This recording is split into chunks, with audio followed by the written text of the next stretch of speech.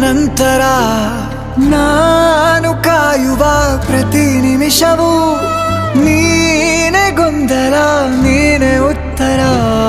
ಮೌನದಲ್ಲೇ ಮಾತನಾಡುವ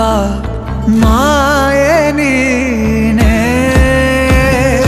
ಮೂರು ಭಾವ ಸೇರಿ ಮೂಡಿದ ಸಾಲು ನೀನೆ ಕವಿತೆ ಕವಿತೆ ನಿನ್ನ ಅರಿತೆ ಕವಿತೆ ಕವಿತೆ ನಿನ್ನ ಅರಿತೆ ಏನು ಹೇಳಲಿ ನಾನು ಹೊಸತ